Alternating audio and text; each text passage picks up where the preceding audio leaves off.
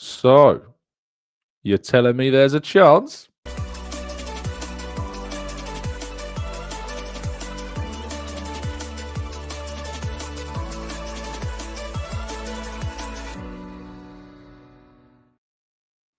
Hello and welcome to the Gooner Talk, back again with you guys and girls for another episode of what is indeed the Arsenal News Show, joining you every single morning at 8 a.m. UK time. Thank you so much as always for joining me and making this a part of your morning routines. It is greatly appreciated. Hope you're doing good. Hope you're doing well on this Friday of November. Good morning to everyone joining us around the world. Of course, it might be good afternoon, good evening, of course, wherever it happens that you are right now. But appreciate you tuning in and listening, of course, as well, and I hope that your week was good. I hope your week was strong, and I hope you're ready for a weekend of Premier League action, returning, of course, for the first time in a couple of weeks, having concluded the international break. Good morning to those joining us live in the chat box. Matt, good morning to you, to Claire. We've got Natty, Tom, Knowledge. I don't know why YouTube's changed the handles back to the @ sign. I have no choice over this. I don't know why it does it. It's very irritating. Mandy, good morning to you. NSW, Grantley Poos. We've got Trader Mike and Paul. Good morning to Kevin. Douglas, good morning to you. Good morning to all of you joining us in the chat. Appreciate you all being here. Isn't it your birthday? It is indeed my birthday today. Thank you for checking about it. Yeah, isn't it? Yes, we still do the show, even on this very good day. But good morning to you all. Thank you so much for joining me. I appreciate you all being here in the chat as usual. And we're going to jump straight into today's stories and not waste any time. And we kick off with my colleague, John Cross, of course, my right-hand man in terms of the Seeing Red Arsenal podcast. If you've listened to that, let us know. Thank you to all of you that have left some really kind comments on the video. It's been some really good feedback, I think, from that podcast that we just started. But yes, John sat down with former Arsenal player and former Arsenal youth coach, Jack Wilshere, to talk all things about his career and, interestingly, Max Dowman. I recommend you go and check out the full thing on the Mirror website. It's just a little bit of an insight into one of the quotes that kind of took one of the lead focuses, and that was on Jack's thoughts on Max Dowman and the story that he told about Max first kind of and his first real interactions, if you like. He said he came on and the first thing he did was he ran around 3 players, squared it, and we scored. And I looked at my assistant and I'd never seen this before. It's clearly a player that just has everybody in awe at what he is capable of and what he is capable of achieving. And we continue to be very much excited by what Max Dowman is going to bring to this Arsenal team into the future, of course, as well. Thank you, Claire. I try not to look a day over 35. Very, very kind of you indeed. Moving forward, though, and into kind of what is the main story, though, of yesterday, and that is courtesy of the Hand of Arsenal, who suggested that there is a chance, just a chance, that Martin Ødegaard could indeed return for Sunday's game against Spurs. Of course, I reported earlier, end of last week, that he had turned down the opportunity to take a few days break with the kind of, just a break away from all this rehab and obviously the Norwegian national team as well. But he turned that down to be with Norway as they fought for their World Cup qualification, travelled out there, focused on his recovery, continued to fight. And who knows, will he be part of the squad? We will have to wait and see what happens. But it'll be a great boost to Arsenal if that is indeed the case. If indeed he could be part of the team, that'd be pretty darn cool. So let's keep our fingers crossed that is indeed what is going to happen. And we will find out a little bit, and I say a little bit, and I think that's slightly optimistic, arguably, to say that we'll find out a little bit of news, because Mikel Arteta is set to face the media today. I'll be up at the Shubarulti Training Centre to hear from the Arsenal manager and find out all about his reaction to Gabriel, his injury suffered during international duty. There's 6 players that we're expecting, or hoping, more than expecting, hoping for an update on. And that is, of course, Kai Havertz, Martin Ødegaard, Noni Madueke, Victor Gyökeres, Gabriel Martinelli, and there's one other whose name is Gabriel Jesus, of course, number 6. So 6 players. We're hoping we might get some positive news. I'm going to be very honest with you, and I think it'll be very surprising indeed if Mikel decides to take this opportunity to really help us out and give us a lot of information, because he won't want to give Spurs any inside info going into the game. And frankly, who can blame him? Why would he want to give Spurs anything going into this game? But the questions will be asked, and he will provide some insight, hopefully, into those players, maybe by saying that they're all going to be back, could unsettle Spurs and make things even less predictable from an Arsenal perspective as to who might play. So, maybe saying that they're all going to be there, or they've all got a chance to be there, will unsettle things even more. Create a good story as well.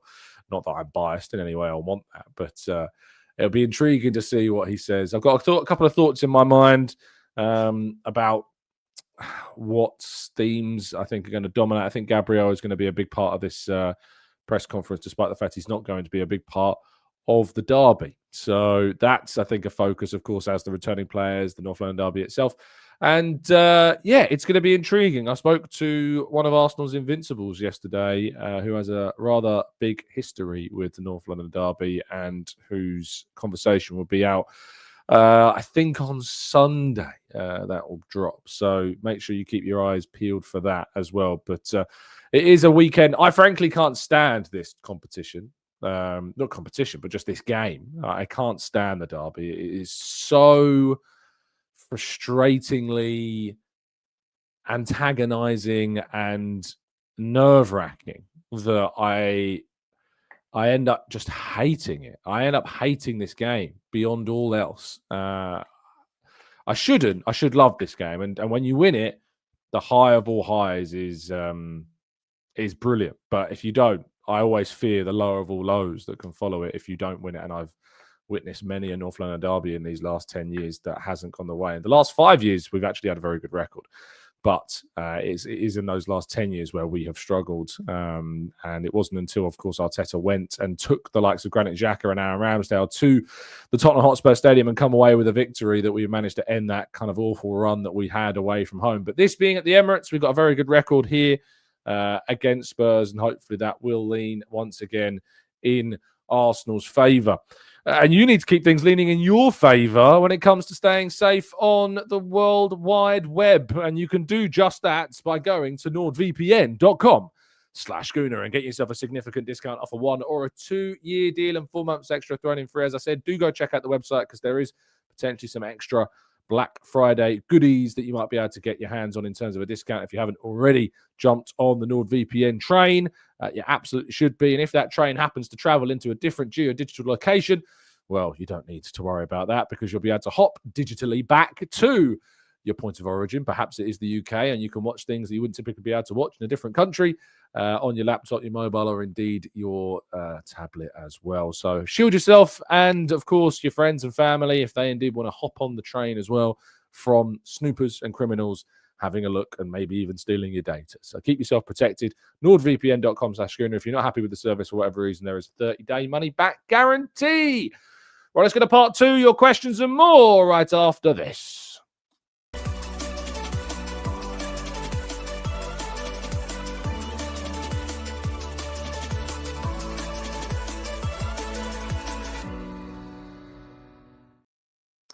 Right, this is indeed part 2 of today's show. We'll be tackling your questions, going into the chat box, taking some of your thoughts, of course, with it being North London derby weekend. Thank you for the kind comments. Appreciate you all in the chat box. Very nice of you indeed, and appreciate the kind words.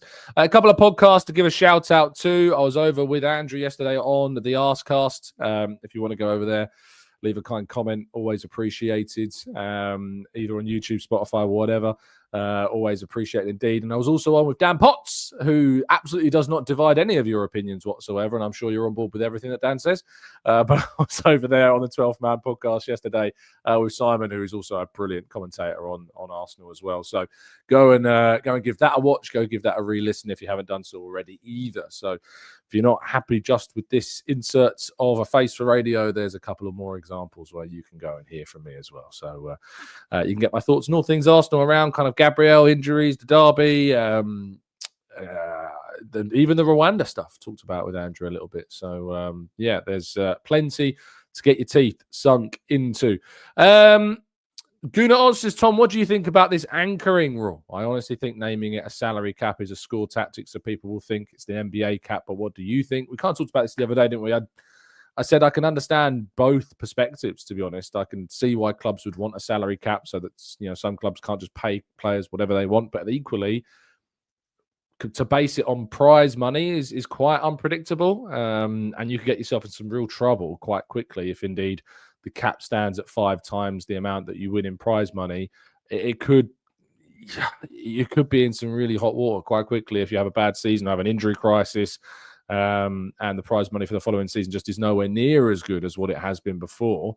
And then all of a sudden you're overpaying your players, and it can snowball. So I think there are arguments in both directions, to be fair, when it comes to the salary cap. But I think there are ways of doing it in a better way than basing it around that. Thank you, Arthur. I'm glad you enjoyed the show with Dan. I thought it was a good show.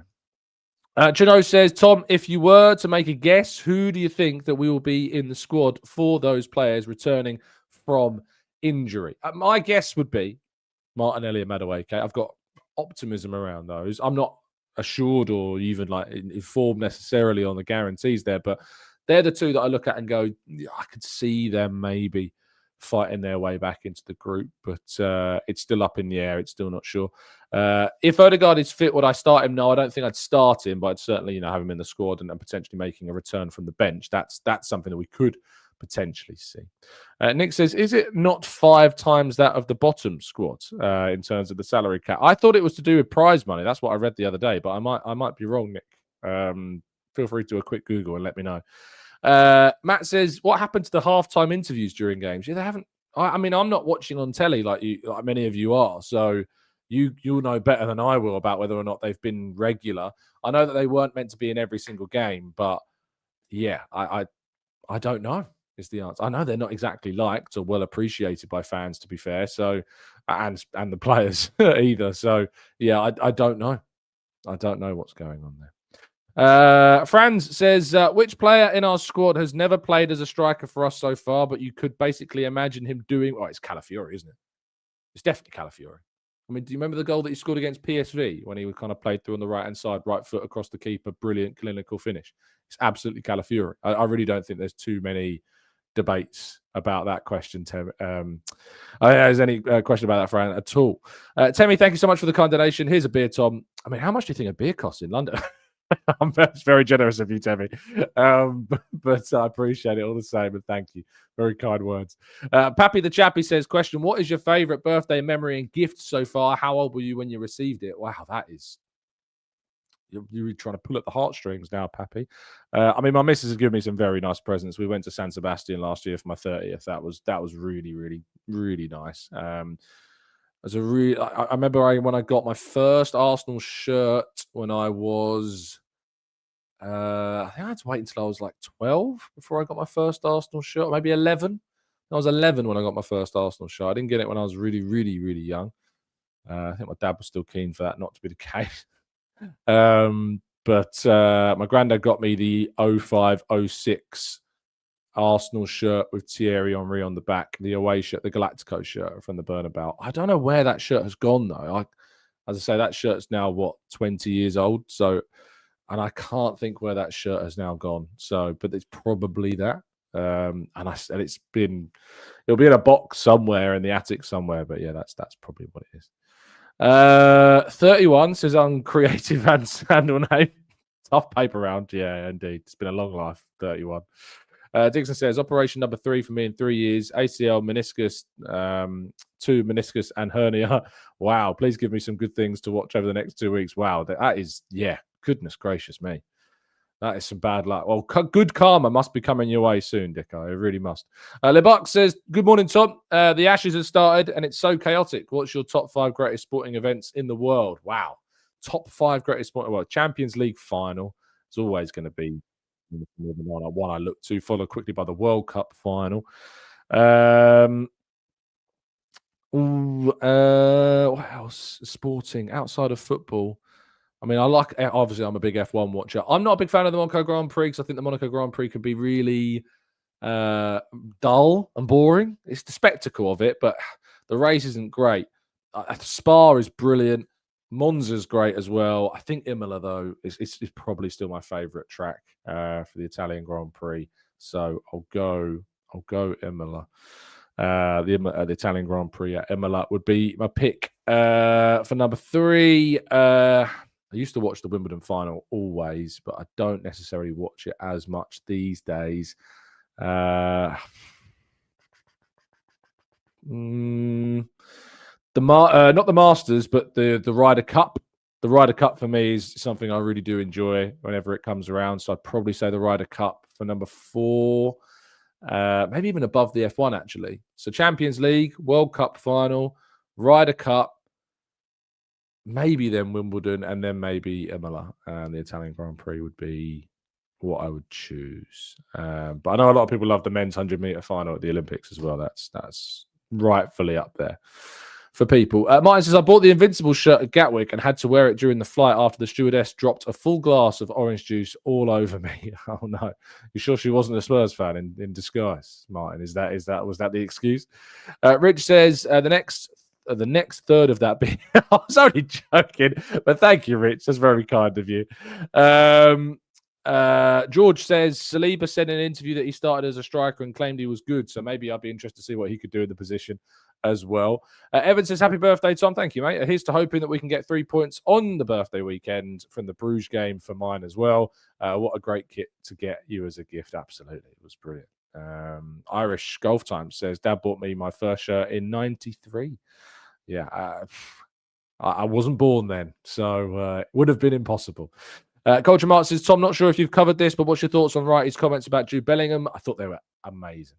I thought it's one of the best speeches that we've seen. Not everyone's agreed. I did tweet out the clip, and unsurprisingly, I always find it a little strange. And I know that this won't resonate, and I know that people don't like this type of conversation because some people get really uncomfortable, and I think that says more about them than it does about anything else.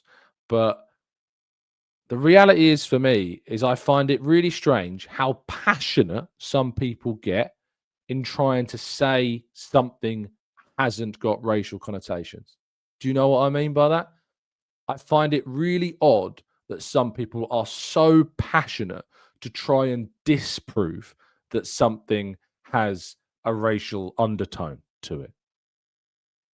I hope that makes sense, because I absolutely do understand passion that the likes of variety shows. And for the record, we've been very critical of Gary Neville, but I think Gary Neville spoke really well around what Wrighty was saying during that big speech, who was brilliant, by the way, when he was speaking on the overlap about this very topic. And yeah, look, it's so prevalent these days. It's so prevalent. This especially here, and sadly, I have to say this as an Englishman, and I'm not particularly proud to be an Englishman of late. It's not a great place to be right now. There really is this tense undertone just walking around a street here in the UK at the moment. And there's a real sense of like an attempt to intimidate others, and it's horrible, and I hate it. I really am not very proud to be English at the moment. It's really difficult to walk around some streets at the moment these days and feel proud to be from here, because there's just a sense of. I was in a cab yesterday. I was talking to the taxi driver, and we basically turned around to each other and said, "We wish everybody could just get along. Don't you wish everybody could just get along with one another, and we could just be kind to one another?" And that is so lacking. So lacking these days. Just that desire, that passion to be kind and welcoming, and it just doesn't seem to exist anymore. And it's a real shame. It's a real shame. I really struggle with it. Because I've got friends and family that will walk down the street these days and feel like they're not welcome. I've got friends and family who will be working as teachers in the NHS, saving lives, educating people's youngsters, and they feel intimidated these days. They feel like they're not welcome anymore in this country, and it's I'm very always never shy I'm never shying away from these topics. And I know that it means that some people stop listening, some people leave horrible comments. Because I speak like this, I get horrible reviews sometimes. I noticed that the other day. Actually, I hadn't clicked on it, but someone made me aware that they'd left a nice review on iTunes. It was like a month or two ago. And so I went over and I was like, oh, that's a nice review. And then I started scrolling and I realized that, I've really upset some people because of things like that I've said before. Just because I want people to get along and be nice, and be welcoming and show that camaraderie. And it's what Wrighty talked about on the overlap yesterday, which came out yesterday morning, is just so clear. Like, all it took was you to kind of watch the reaction to when Bukayo Saka and Jadon Sancho and Marcus Rashford all received the abuse that they received after the European Championship final. I know some people want to kind of bury their head in the sand and ignore the reality of what's going on, but it's horrible. It's really horrible. So yeah. And I also think that people think it's like, people believe there's like no spectrum in this. It's like you're either being accused of racism or not, and there's no in between. That's not the reality. Racism is not a binary thing. You're just because you've said something that you could question and be like, I'm not comfortable with that, and there's some kind of prejudice there, that doesn't necessarily mean that person is racist. I think that's really important to point out, because people can fall into the trap sometimes. People can fall into stereotypes. People can fall for misinformation online, and it's really easy to do that. And it's really important, I think, to not just go, they're racist, I think it's really important not to do that, to just blanket say X, Y, Z people are this and that, because I don't think that's true. I don't think that's the case. I think people get misinformed. I think people can fall down rabbit holes. I think people can, unfortunately, get, just sucked into believing and realizing something that's not true, and that's a real shame. But the whole point of this is I just wish people could just get along. I really, really, really, really wish people could just get along. And the thing is that, like, it's also about looking inward, like things that I thought when I was 18 or whatever and younger. Like, I wasn't educated then. I haven't got the worldview that I've got now. When I was growing up in school with friends, and it's really hard to stand up to people who are friends as well, because friends of yours, people that are close to you, will hold views that you no longer align with because you're exposed now to more views. You might have said things and done things when you were younger that you don't agree anymore. That's why I don't really like cancel culture, because I think people can drag up things that people have said from a long time ago and look back at that and go, whoa, that's horrible. And you might go, yeah. That's because, unfortunately, people are and that's why I don't think people should be cancelled, ever. I think people should be given the opportunity always to learn, to be educated, to change their view on things. I've certainly changed my view on a lot of things over the course of my life. Sitting here, 31 years old today, but 10, 12, 13, 14, 15 years ago, my view on things would have been different, because I wasn't exposed to as much as I am exposed to now. And I think people should be given the opportunity to change. And I don't want to see people cancelled. It's when we talked about the Halo thing the other day, the Sky Sports event, the TikTok channel. I said that I think it was the right thing that thing came to an end, but I sincerely hope that no one lost their job over that. It was misjudged. The essence of it was obviously, the intention was good, to be able to create more content for women is a really good thing, but the execution was horrendous, absolutely horrendous. And I just hope that those people that were involved in it didn't face consequences that cost them jobs, and instead were given an opportunity to improve, to learn where the mistake was, and to get better from it as a result. I think that's really, really, really, really key. So yeah, I think that's really important to point out. Let's go to Steve, who says, here's the thing. Why is it English people are more friendly to each other when on holiday literally get off the plane. I don't want to go too. I've already kind of gone down this rabbit hole now. I know, and it's going to spark a lot of you with comments and stuff. But I get it. The signature says, Tom, genuinely proud of you for speaking out about it. Never been so happy to be a subscriber. That's very kind of you. Yeah.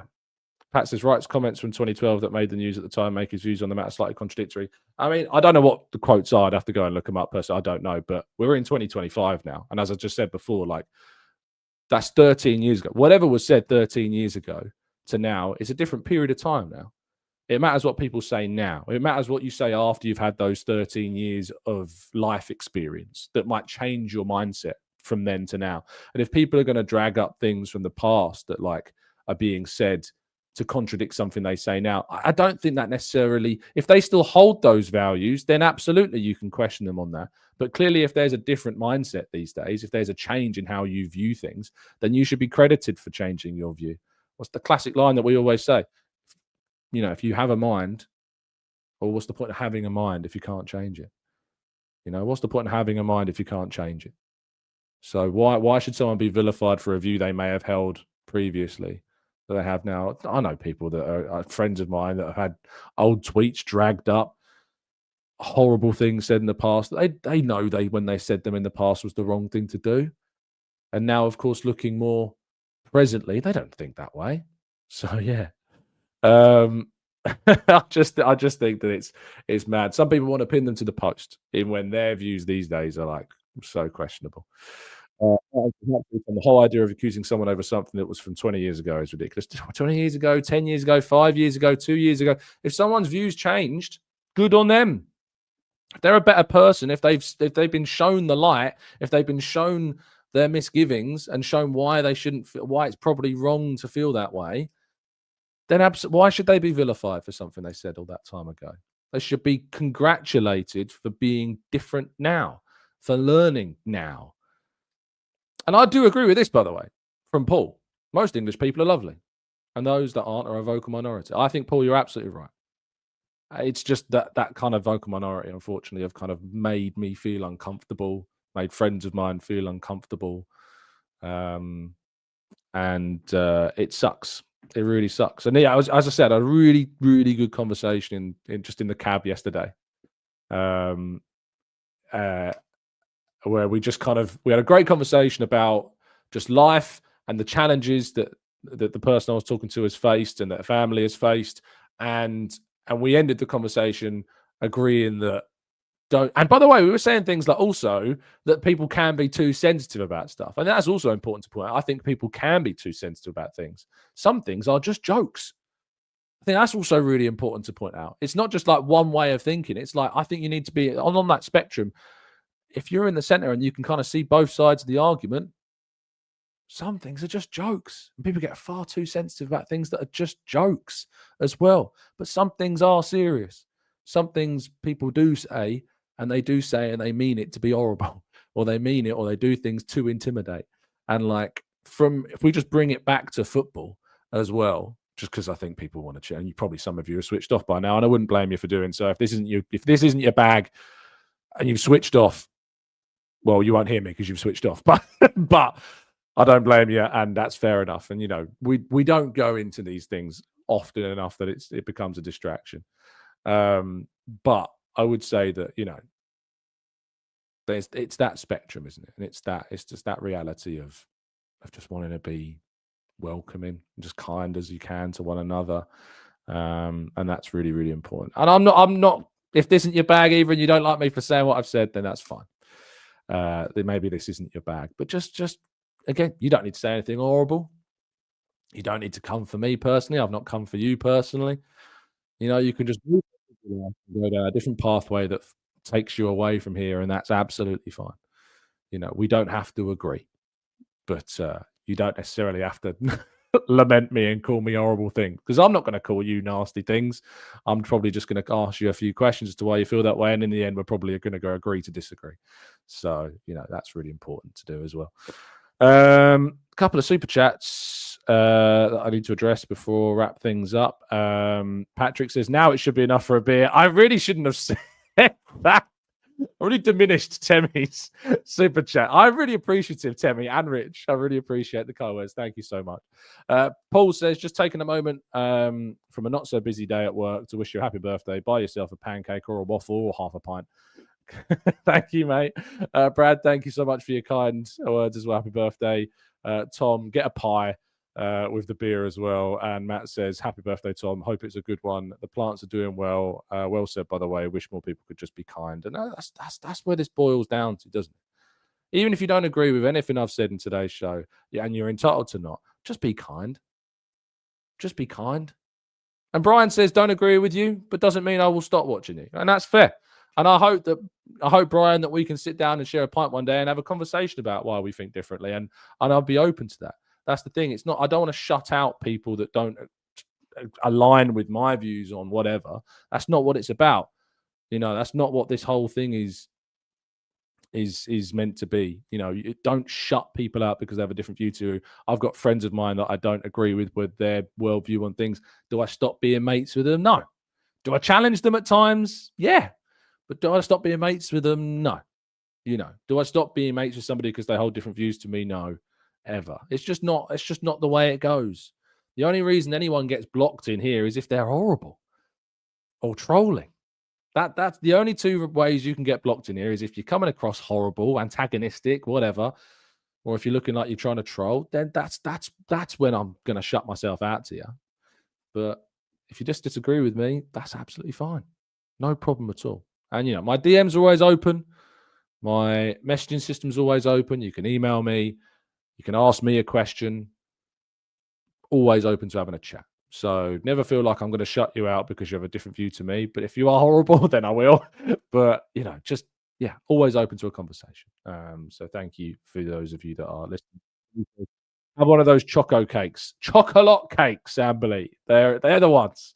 But, yeah, they're very nice indeed. If you've never had one, head down to Nando's and get yourself one. I think I'm going to end the stuff there. I want to try and get out to get a haircut before the presser if I can, before I start work as well, which is the aim. So, yeah, thank you for listening. Appreciate your time. And, yeah, I'm looking forward to it. And Ames says, pub crawl in Rochester. I might be there later for a birthday meal. So it's hopefully going to be a great day. Would I rather not be working? No, maybe. But if there's a press conference ahead of the North London Derby, I'm going to work. I'm going to do it. So I'm going to be there. I wouldn't say cheap beer, Amesy, in Rochester. I'm not so sure about that. Depends where you go. Spoons, I guess. Spoons will let you get some cheap beer in Spoons. But elsewhere, you might struggle. But thank you so much, as always, for tuning in. Really appreciate your time and your listenership, especially if you don't necessarily agree with me and you're still here, still plugging away, going, oh, Willie, shut up. But thank you for listening. Really do appreciate all of you tuning in. And yeah, drop a like on the video, subscribe to the channel if you're new. Leave us a nice review. Apparently, we need to get some more nice reviews, especially on iTunes, after what I was shown the other day. So if you want to head over to iTunes and leave a nice review, that would also be that'd be really kind of you as well. So or if you want to leave us a 5-star review on Spotify, you can do that too. But thank you for all of you tuning in. Really appreciate it. I hope you have an absolutely fantastic day. Enjoy yourselves. Stay safe. Stay well. Stay happy. And as always, up the Arsenal.